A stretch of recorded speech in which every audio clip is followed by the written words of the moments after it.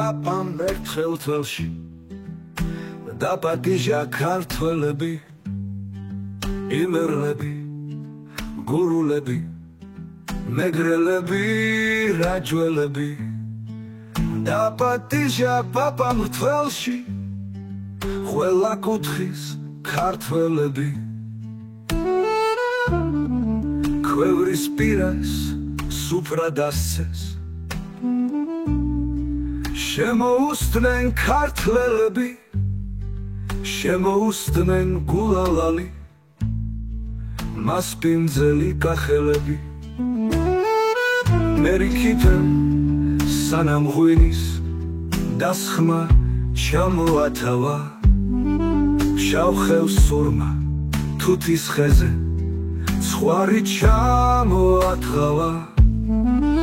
იმერლებმა ხაჭაპური, რაჯველებმა ვიჩინა, მეგრელებმა ელარჯი და სუფრამ თავიც იჩინა.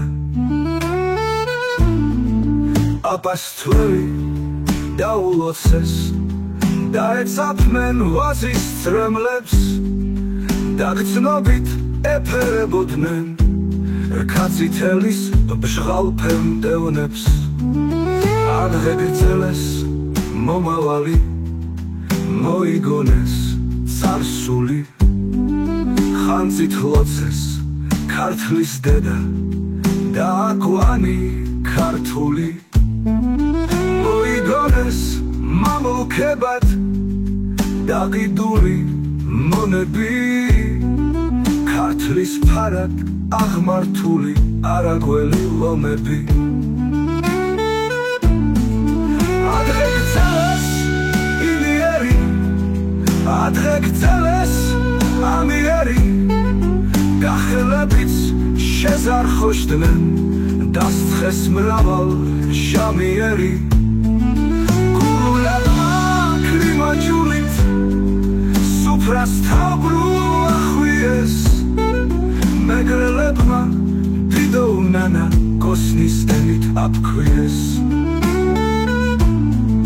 ქართველების ცხენა მღერა ცისკიდემდე წვდებოდა, დუდუკი და საზანდარი ცისკარს ეგებებოდა. ჩაქრულოს როცა მღეროდნენ, ხმა შემოესმათ თებიდან, ბანსამირანი აძლევდათ კავკასიონის ქედიდან. ჰარი ჰარალო ჰარალე, ჰარალე ჰარალალები, ქვევში ღვინოც გიმღეროდა სტუმრებით განახარები.